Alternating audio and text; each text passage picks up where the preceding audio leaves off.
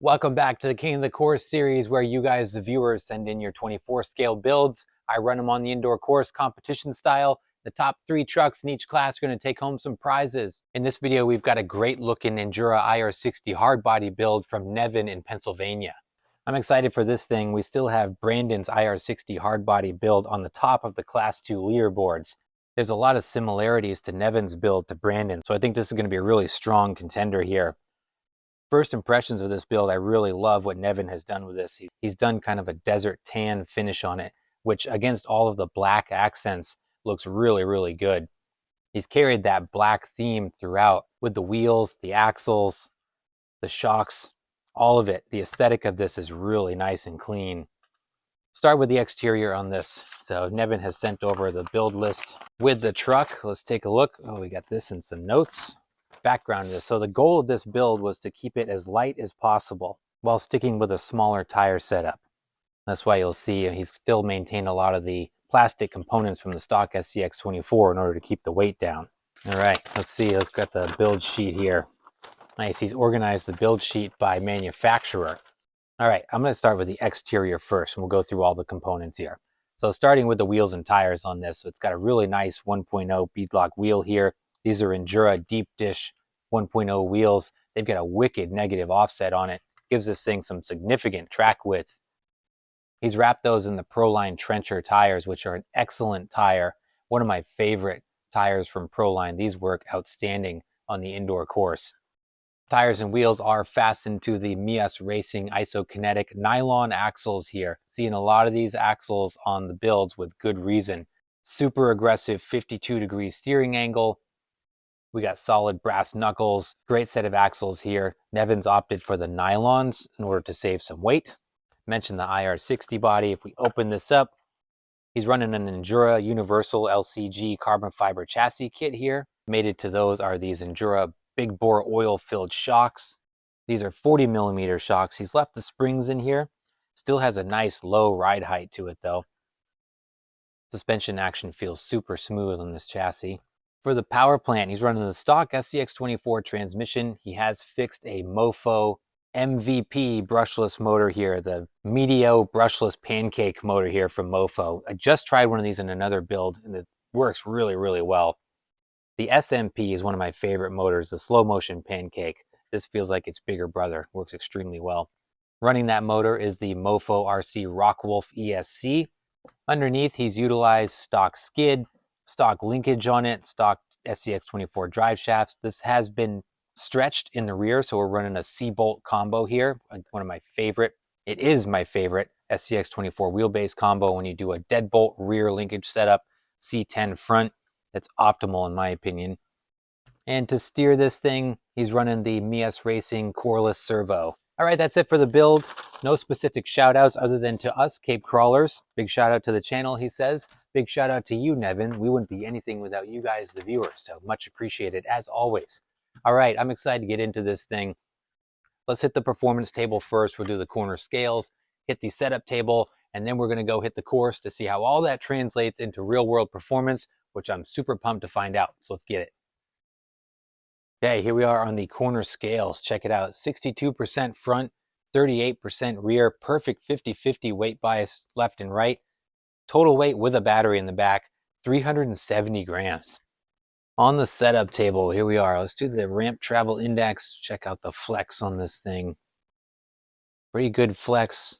Let's see, right at 15 on the RTI. Now the side hill. 40, 45, 50, 54 on the side hill. Now the vertical.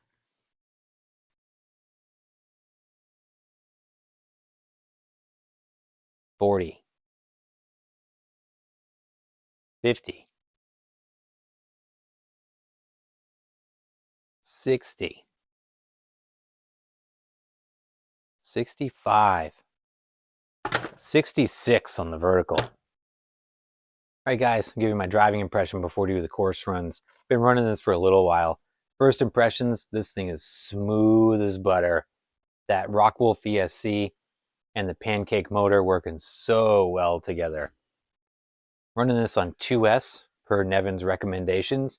I'm running the Genzace 350 milliamp batteries in there. They're nice and flat and small, but the 2S power with this system, just buttery smooth. Extremely quiet as well. Just a great setup.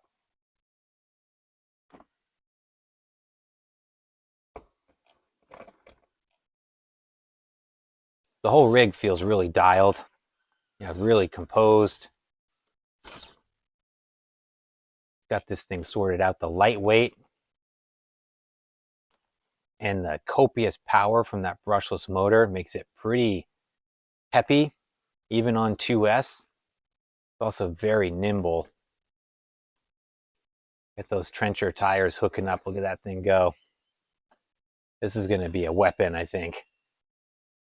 The thing I noticed, I saw that red on the side. I wondered if he missed a spot of paint, but then what it is, it's the light from the electronics in there and gives the a faint underglow coming from the side.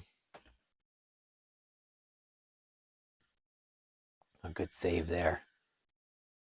It is wide. I did notice that. It puts out some width with those offset wheels and those Meus axles. We'll see how that does on some of those tight gates.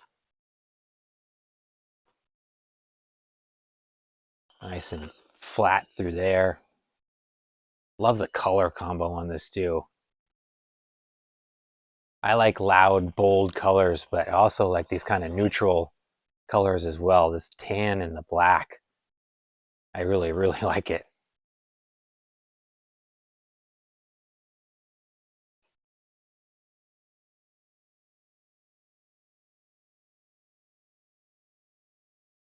This section's been tricky for a lot of rigs lately. Able to get through there, crawl it nice and slow. See if we can find traction up here.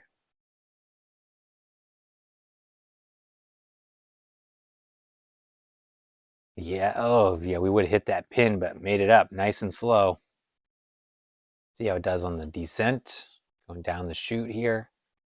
Whoa, almost lost it there. We'll have to be mindful of that on our descents. Let's do a side hill here.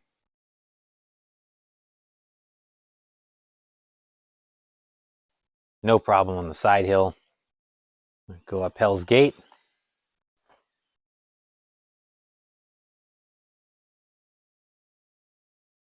Oh, excellent run up Hell's Gate. All right, I think this is going to be a strong contender. I'm a little concerned about how it behaves on the sharp declines, but we'll see. Overall, it feels really good. My practice runs and driving impressions. We'll take a spin through Articulation Alley, head up the canyon, and then we'll get ready for the course run.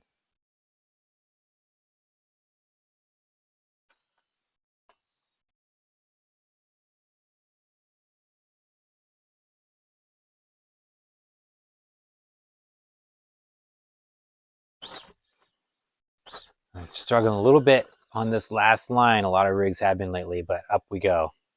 All right, third and final run for Nevin's IR60. I'm learning more and more, getting better and better. And I found that this thing's kryptonite are the declines. Anything that is a sharp decline, we get in big trouble. So coming down the chute and the escalator specifically have undone my good runs to this point.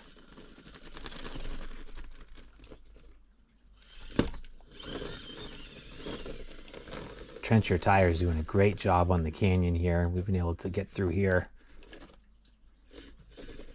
pretty consistently. Whoa, just squeaking through that one. We cleared it so we can get a better line up here. There we go.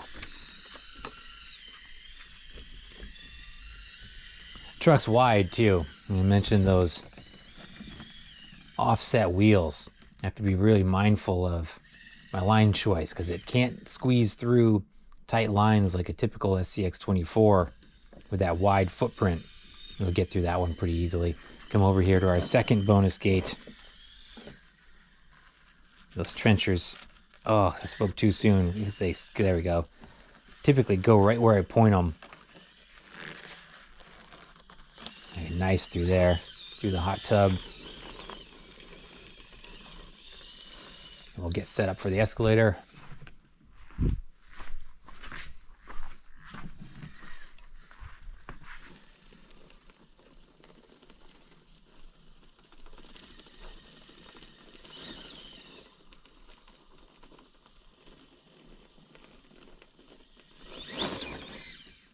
That's it. I'm going to hook it and shoot it. That seems to be the key there with this truck. If I can find a line to... Oh, that was excellent. Best one I've done up Hell's Gate thus far. Or Hell's Gate. Escalator, I mean. This is where I got in trouble last time. Be real mindful. There we go. I slid last time and got off centered at the top here. I think we're in good. This is where I've messed up a bunch of times. I just kind of creep it in here. I'm gonna have to gas it through the hot tub. There we go. Able to ride the nose over to the wall.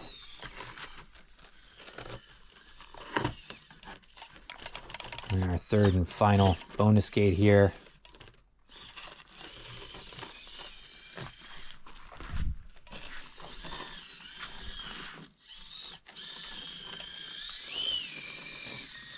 Oh, look at that, up Hell's Gate. Perfect run there.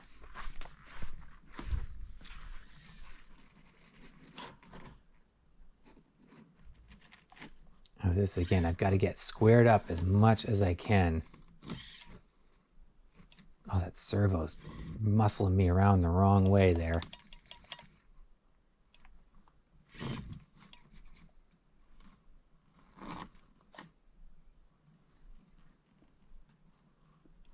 Oh, see that yank that back end around? So good.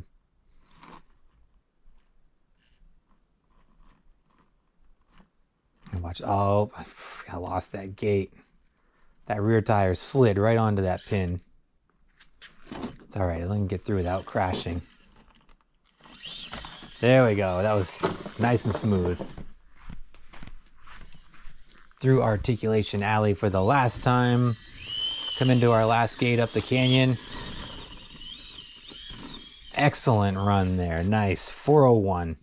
Great showing here from Nevin's ultralight IR60 build. Really like the approach that he's done with this build, both in terms of the mechanics of it, the setup, and also the aesthetic. I really like the black and tan theme that he's done with this, and it's given me some good ideas for some new builds, going with a more neutral color. It looks really sharp on this build. The lightweight strategic approach that he took with this is also really good. Keeping the overall weight around 360-ish grams made this thing feel really nimble on the indoor course. It performed great. He's done a good job picking the parts on this with the axles and the servo and the trencher tires, which we know hook up and work extremely well. This thing did really good on the indoor course, flying up some of the challenge lines with ease, navigating most of the gates without any trouble. Where I did get tripped up though, however, was on declines. This thing, for some reasons, felt very nose heavy. It wasn't super biased weight-wise in the front, but it felt that way when I was driving.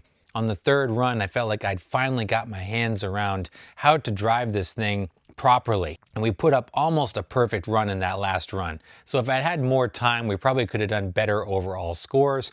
But nonetheless, Nevin's rig did put up some good numbers, scoring an overall score of -92, which is good enough for 11th place in the very competitive Class 2. So good job here, Nevin, with this build. Thanks again for sending it in. Guys, let me know your thoughts in the comments down below. What do you think of Nevin's rig and the competition thus far?